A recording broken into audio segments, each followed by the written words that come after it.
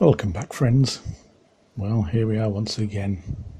Scott is claiming the Dear Doctor has been censored. But there is a twist that really puts a nail in the coffin of the supposed intelligence of some people. Listen on. Oh, okay, Scott, I'll do that. So I received this email from the Dean of the Faculty of Science. And it is copied to the head of school. That's the man who first wrote that letter that told me I was under investigation.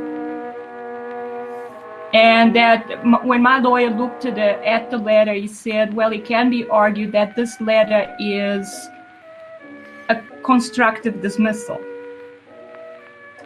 So since then, I've asked what were the results of the investigation. And it's been quite a few weeks. So today I got the response from the dean. So I'm going to read the letter.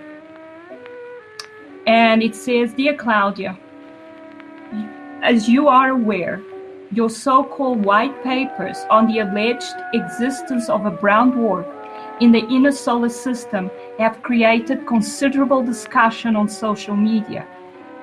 Some feel that this contention, for which there is no unequivocal evidence, constitutes bad science and could be damaging to the reputation of the university, and that you should be censored.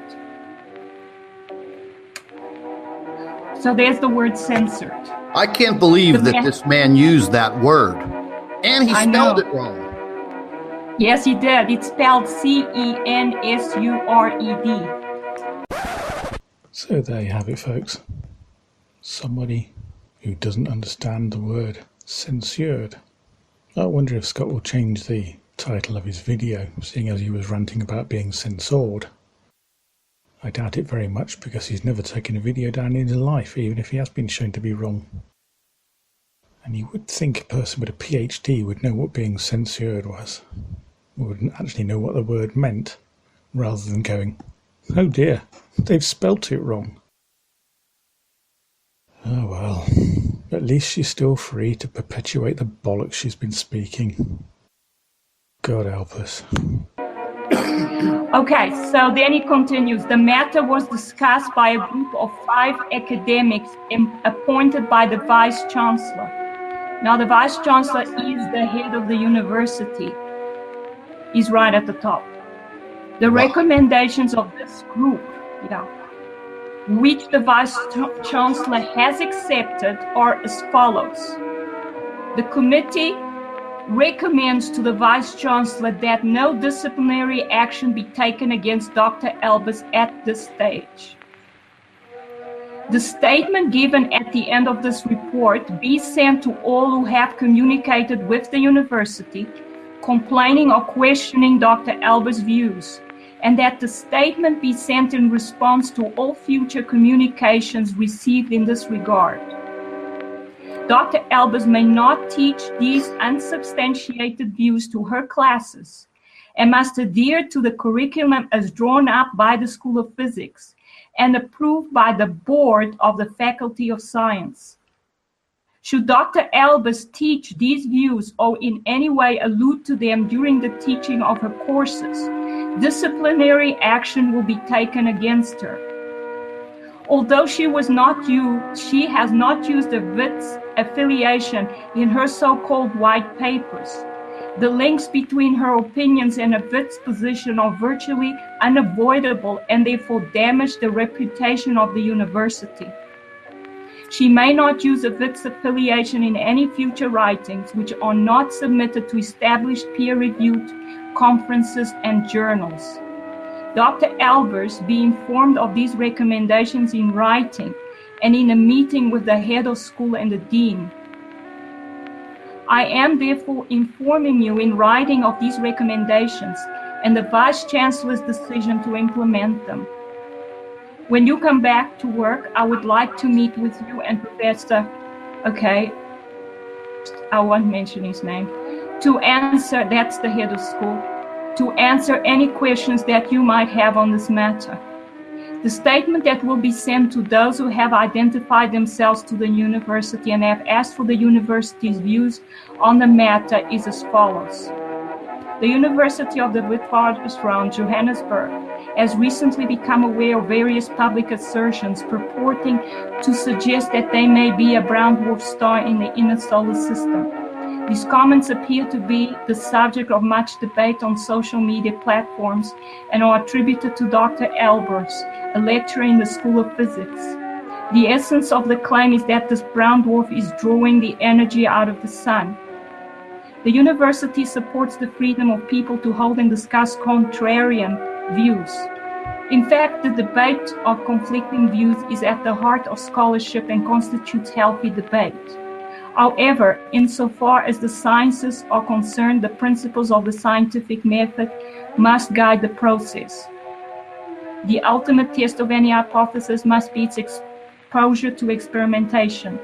Only those that have stood the test of peer review can be held up as truths. Again, you see, Scott, the peer review system, the gatekeepers, that's what they use to stop the information from coming out. Exactly. Debate outside this framework constitutes bad science, and the university distances itself from such practice.